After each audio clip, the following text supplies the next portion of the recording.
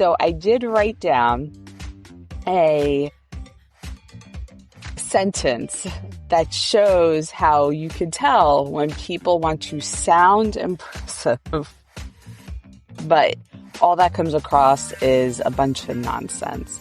So, per our synergistic discussion, I'll proactively interface with cross-functional stakeholders to ideate scalable solutions that ladder up to quarterly KPIs. And these are things that you hear recent graduates and newbies into industries say. Poor communication cost American businesses $1.2 trillion a year. That's trillion with a T. For the average employee, that's around about $12,000 in wasted time and productivity every single year. And as you just heard, it's not about the major miscommunications. It's about the everyday corporate speak that makes smart people sound clueless. Today, we're revealing the truth behind why some people sound authoritative at work while others get completely ignored, or worse, people laugh at them behind their back. This is Truth, Lies and Work, the award-winning podcast where behavioral science meets workplace culture. We are brought to you by the HubSpot Podcast Network, the audio destination for business professionals. My name is Leanne. I'm a chartered occupational psychologist. My name is Al. I'm a business owner. And today we're giving you a communication masterclass that will change how you sound at work. Our guest today is Dr. Cheryl Robinson. She's interviewed over 700 people for Forbes magazine, earned 35 editors' picks, and discovered exactly which words make you sound incompetent, even when you actually do know your stuff. After this short break, we're going to be kicking things off with a masterclass on how not to introduce yourself. HubSpot's Inbound Event 2025 is bringing together the brightest minds in business, AI, and entrepreneurship. We're talking Amy Poehler, the genius behind ChatGPT, Dario Amodei, and Sean Evans from Hot Ones, because apparently even hot sauce interviews can teach us about business strategy. Yeah, September the 3rd until September the 5th in San Francisco. And no, this isn't just another one of those conferences where you pretend to take notes while secretly checking your phone. This is 3 full days of actionable insights that you can actually use to grow your business. What I love about this is the focus on practical application. We enjoy applied science here. You're not just sitting through fluffy keynotes, you're getting tactical breakout sessions, networking with people who are actually building things, and learning from entrepreneurs who figured out how to thrive in this AI-powered world. Plus, come on, you're in San Francisco, the global headquarters of Let's Disrupt Everything and See What Happens. It's the perfect place to meet your next co-founder, investor, or just someone who gets why you're obsessed with optimizing your customer acquisition funnel. Head to inbound.com/register to see the range of tickets, including VIP options. Fancy. Trust us, your future self will thank you for actually investing in learning something useful. Guess what, Al? What? We're going to be there. No, we're not. I am. I'm manifesting. Oh, okay. Yeah, you can come and meet us there. There you go. That's the reason to go and book your ticket today. VIP experience will no doubt include us. I'd imagine they'd invite us to the VIP area. So go and visit inbound.com/register to get your ticket today.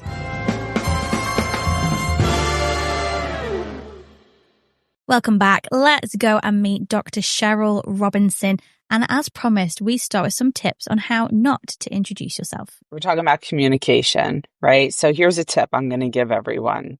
When people ask that question, tell us a little bit about you, they start with, 20 years ago, I worked at this company. No one cares. So people should start with a snapshot. So hi, everyone. I'm Dr. Cheryl Robinson. I'm an international speaker, founder of Creative Renegade Media, and I am a regular contributor at Forbes, where I have interviewed over 700 individuals and have earned 35 editors' picks. So what a snapshot does, is it leaves the other person room to ask questions, to get to know you more, because people care about what you're doing now and not what you were doing 20 years ago.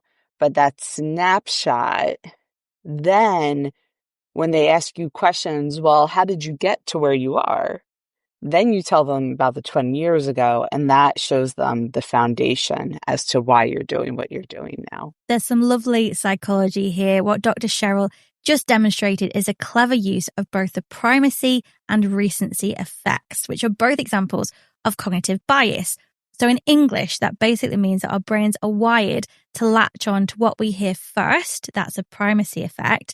So when someone leads with their current role, it gives us a clear anchor to make sense of who they are. But we're also more likely to remember what we hear last. That's the recency effect. So in this scenario, end with a strong statement about how your journey shaped you to do what you do today better than anyone else, because that is what sticks. It's the middle bit, all those titles and milestones that we tend to lose because, to be honest, they're just not that interesting.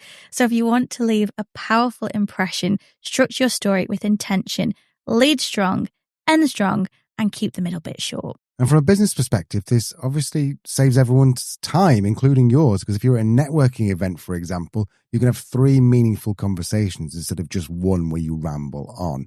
Plus, people are going to learn to avoid you. Dull people aren't interesting. And here's the deeper issue Dr. Cheryl's addressing. Most workplace communication is driven by insecurity and overcompensation. People use complex language when they feel uncertain about their expertise, which backfires spectacularly because your colleagues are thinking, just tell me what you actually do. Let's hear exactly which words are sabotaging your credibility. Can we talk for a second about the words that kill your authority? Because this was one of the things that we first came across you with. We're talking about particular specific words. I've got written down here that you once wrote, stop trying to sound impressive and start sounding useful. Can you start off by telling us what you mean by that?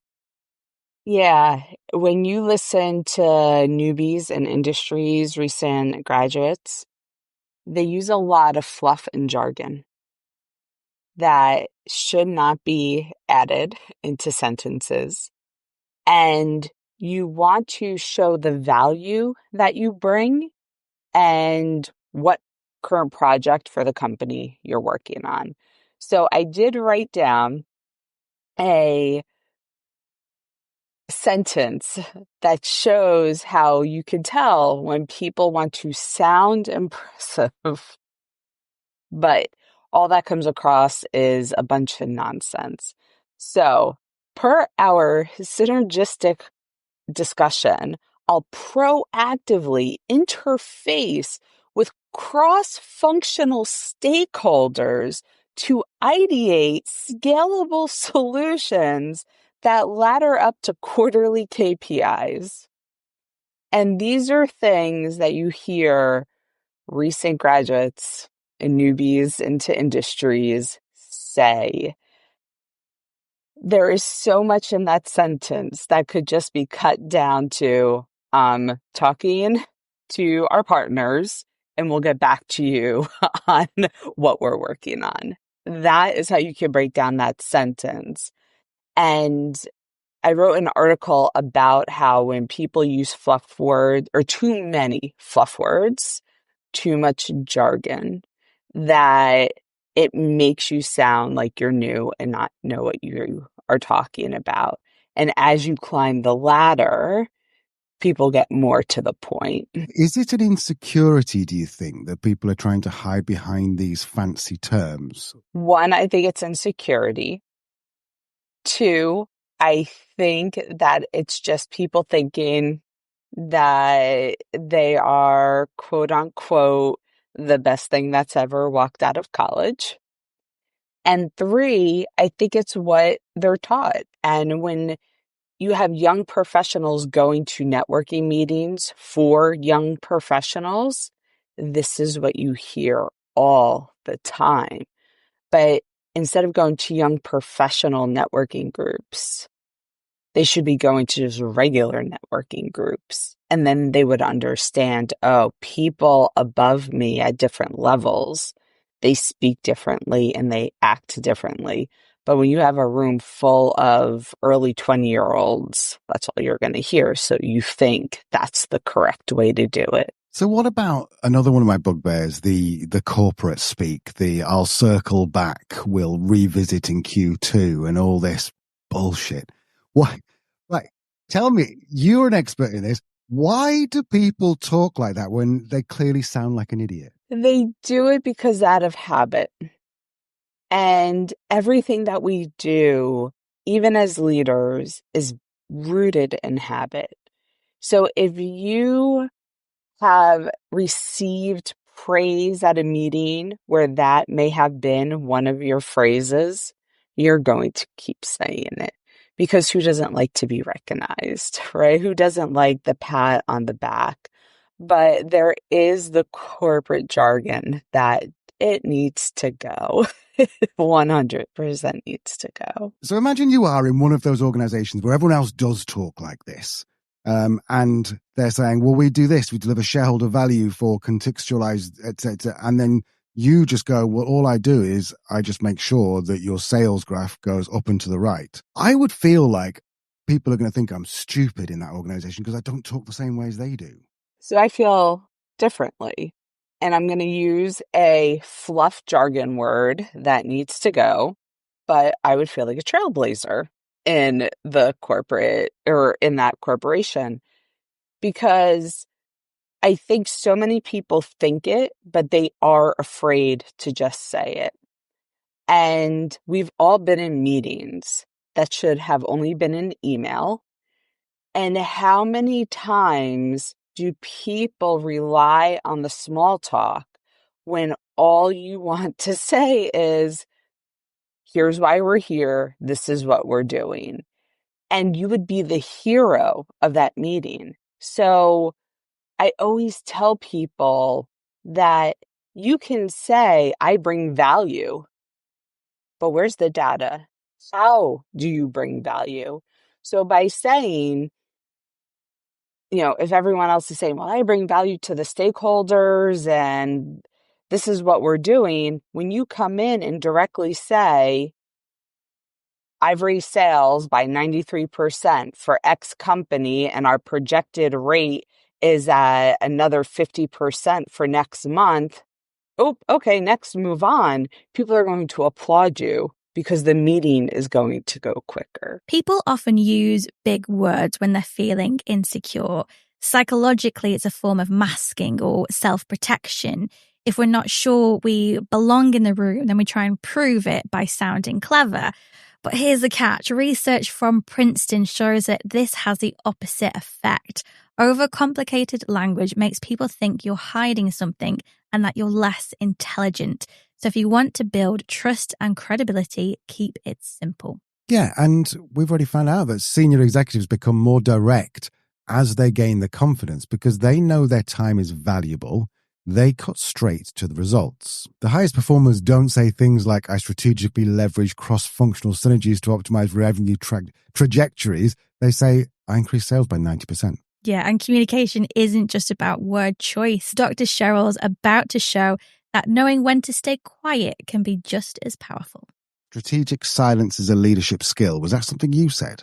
I did, yes. Being a great listener, there's value in that, especially in leadership, because it shows that you genuinely care about your team member and that you're giving them that space to share feedback, to express how they're feeling.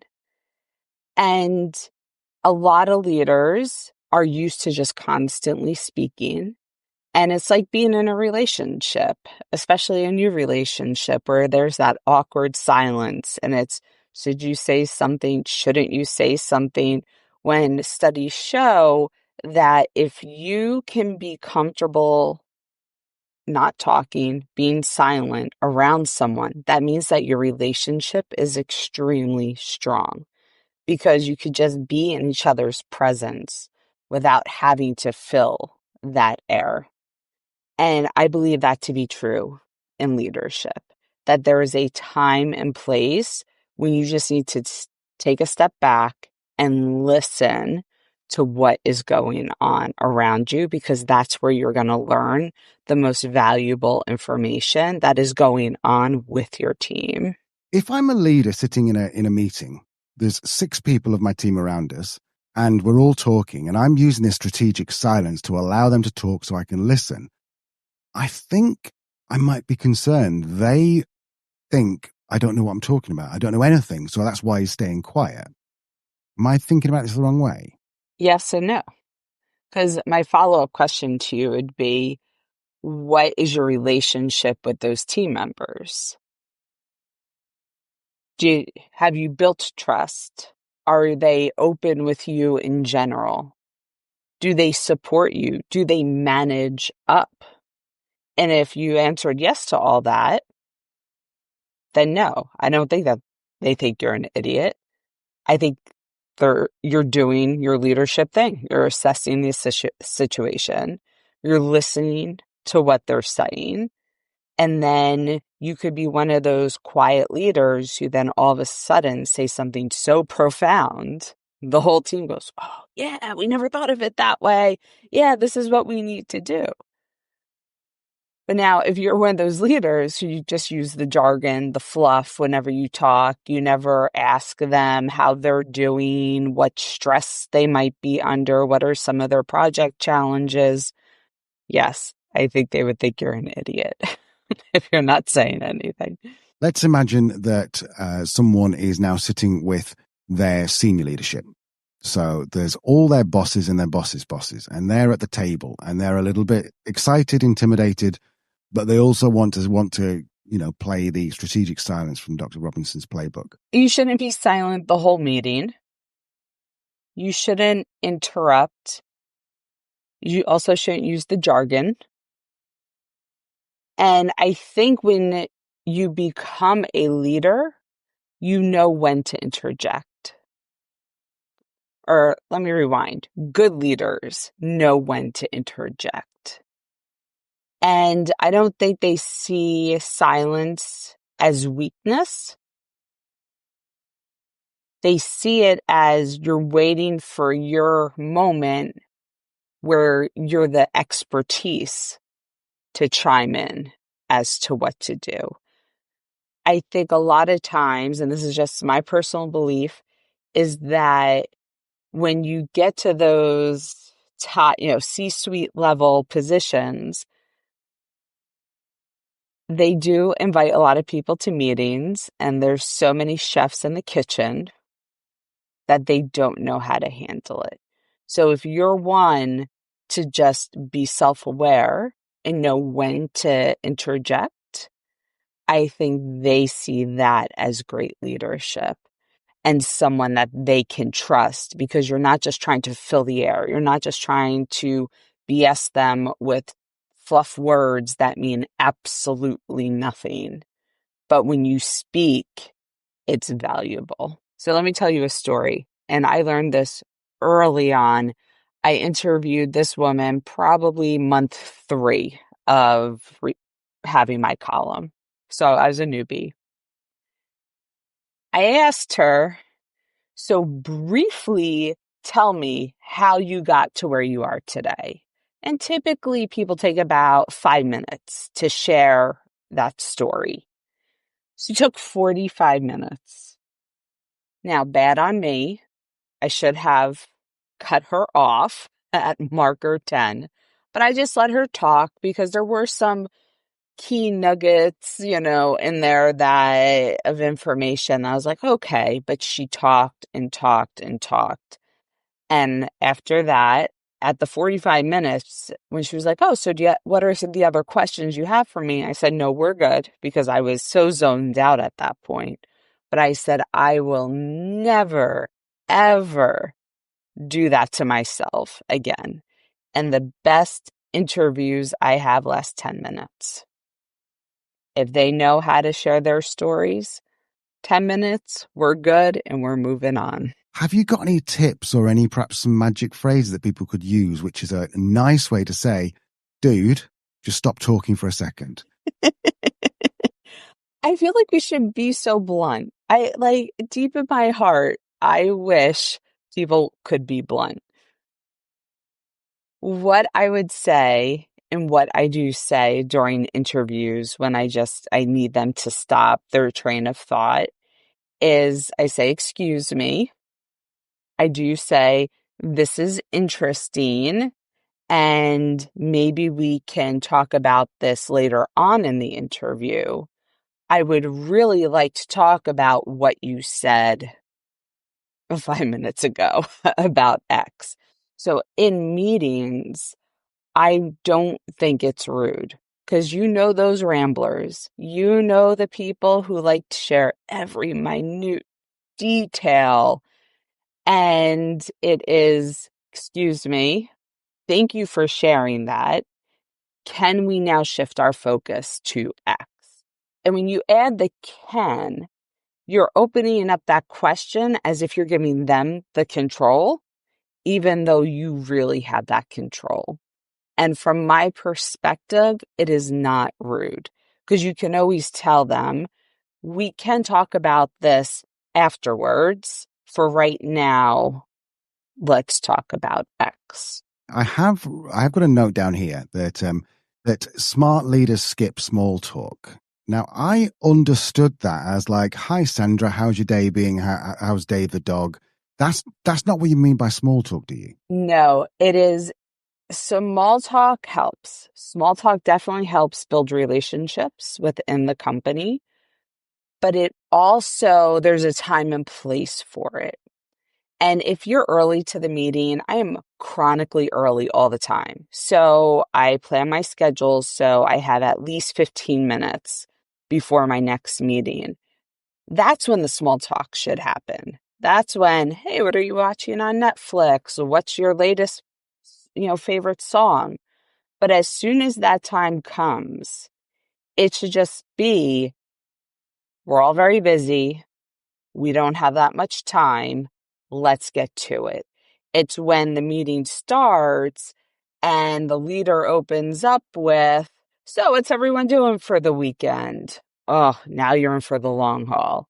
You know, this half an hour meeting is going to turn into an hour meeting, and now you have to push things back.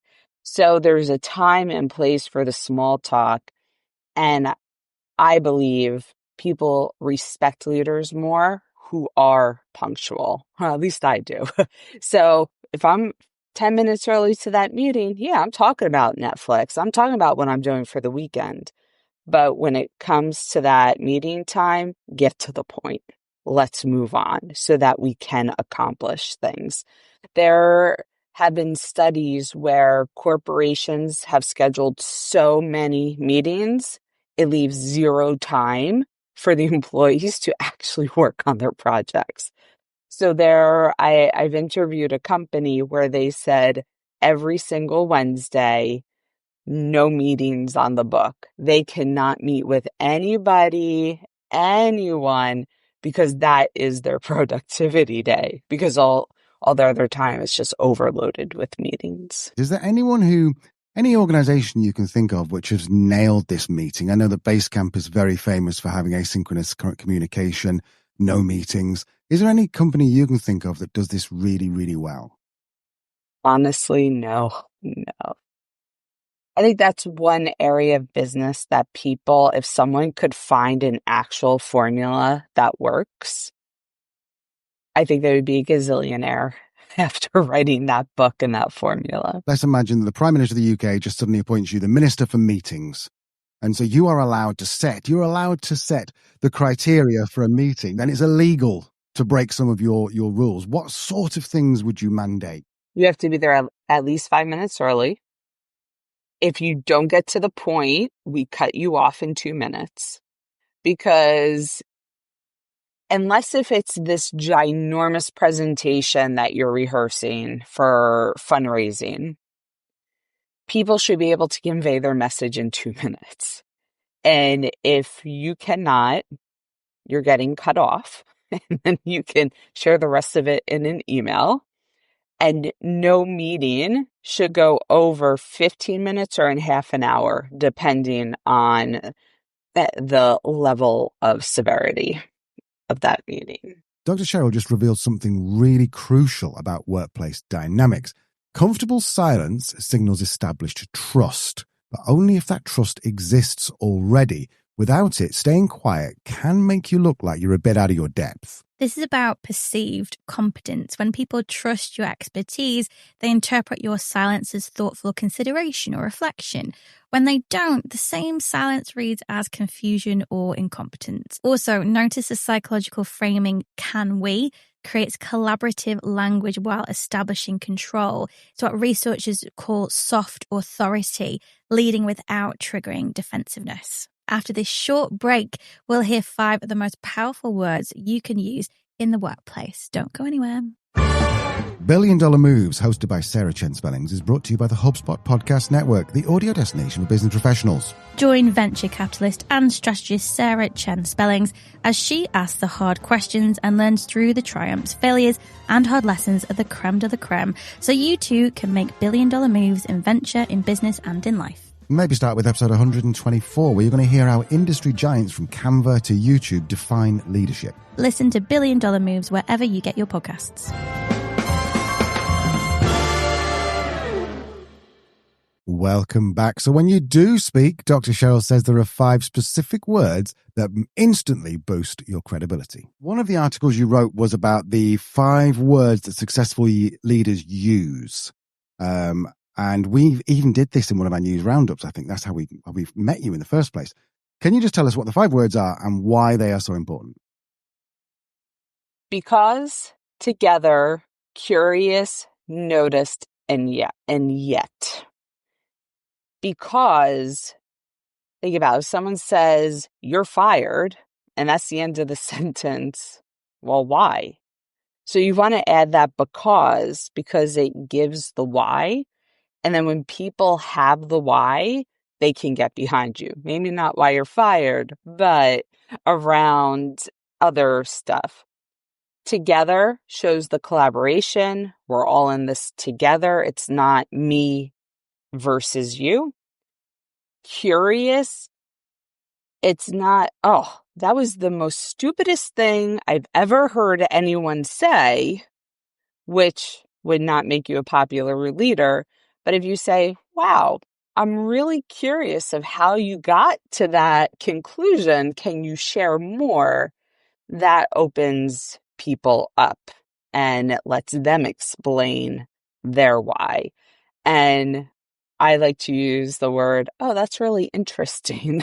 Like when I'm very confused about something, that's very interesting. Tell me more about it. Noticed everyone wants to get recognized. Who doesn't? And the more you could, as a leader, you say, I really noticed that you have been making more sales calls this month. That's amazing. That boosts their morale. And then that makes their productivity level increase. And yet people, it's like, well, we can't do this project yet. And the yet shows them, hey, the company is open to doing it. We just have to figure out at what point versus, no, we can't do this project. Well, why? Tell me, right? Like, where's the cause? Where's the why? So those 5 words, if leaders can start putting that into their habits or making that a habit, they're going to see their team increase in productivity and the trust as well. These 5 words trigger positive responses. Curious activates exploration rather than defensiveness. Noticed provides recognition, which releases dopamine because it satisfies our brain's need for curiosity and causation, yet it transforms rejection into possibility. And of course, you're also going to get better results because instead of arguing about decisions, you're actually building buy-in from your team. But workplace communication has become much more complex. We're managing generational language gaps, digital tone issues, and cultural communication habits that might be undermining your authority. Yeah, what happens if you're a Gen Zer and you've got older colleagues? Should you be adjusting your language? What if you find yourself constantly apologizing at work, even though there's nothing really to apologize about? And do emojis have a place in the modern workplace? It irks me when women constantly apologize. And there are some men who feel the need to constantly apologize, but it's mainly women. Self-confidence, yes, I believe a big part is developed. I believe a big part is also your personality. And since how many generations now are in the workforce? 4 or 5 now at this point. When you have the boomers, and do you call that the boomers in the UK? You do. Okay. So first time I heard boomer, I go, what are you talking about? But when you have the boomers, and especially women, and I've worked with the older generation, the women constantly apologize because that's how they were brought up. And I'm that Gen X, I'm that in that bridge gap that they have of Gen X and millennials. So I have learned, I used to apologize all the time too, until someone pulled me aside in my mid-20s and said, stop saying you're sorry. There's nothing to be sorry about. It happened. You'll fix it. Move on. And that really stuck with me. So with the younger generations, they like to come off confident, and some of them I think really are confident. The others I don't think know how to navigate it. And I also think it's how you're brought up too, and what kind of work experience you have. But apologizing in the workplace, and that totally discredits your leadership. All you have to say is, I apologize for this, or this happened. Here's how I'm fixing it. And you move on. We're all human. And when we can accept that, why are we apologizing for being human? No human is perfect. And when I mentor younger people, that's what I say. Stop saying you're sorry. You're human. Shit happens. We've all been there. Move on. What I've noticed a lot of people are saying, things like they might go up and say, Cheryl, sorry, just a quick one. Is that undermining, or is that okay because that's just the way we talk? Part of it is how we talk. But if you're trying to be intentional and change your habit, so the Brits, maybe for generations and generations, that's saying sorry, even if you're not the one that did anything. I believe everything is based in habit. But first, you have to be intentional about the new habit. So there are people who you realize they're busy, you don't want to bother them. Instead of saying, I'm sorry, can you help me with this? Because then it's like, oh, another interruption. You can go up to them and say, I know you're busy. When you have a moment, can you look at this? It takes the pressure off. So as soon as you say you're sorry, you come across as weak. 2, now you feel bad for that person. And you're like, okay, now I got to drop what I'm doing and I'm going to have to help them with this. But if that person came to you saying, I know you're busy, one, you're validating that other person. You're saying, I understand. I'm right there with you. I need help when you have a second. So it's not urgent, but I do need help with this. So when you can, and it takes down that wall, if you will, that is put up. I want to continue, if I can, to this multi-generational challenge. We had a couple of questions on the workplace surgery around this. And for those who've not heard, the workplace surgery is basically where people write in, ask questions, I put them to Leanne, and Leanne, as a psychologist, replies. And one of them was around the idea that they've got 2 or 3 they call them Gen Zers. I'm guessing they were sort of like early 20s. And then the majority of the workforce was sort of around about their sort of 40s, 50s, 60s. What these Gen Zers were doing were on group chat saying things like bet, cap, all these sort of words that Gen Zers use all the time. And the other people in the office were getting annoyed going, can you not just speak English? But the problem and the question I want to put to you is, who's at the fault here? Should Gen Z be using the language of us older people? Should we be adapting to the new language? How do we navigate this? This is tough. It is tough. think that there is a right answer. There could be a good answer. And that is being self-aware. Knowing if you're in a Slack channel with the whole company or team and you know that the ages range, just be professional. When you're in a side Slack channel or WhatsApp group and you know the people are your age or your counterparts, yeah, that's fine. And even the older generations say things where the younger generations go, what does this mean? And it's so ingrained in our vocabulary and how we talk. You have to be self-aware.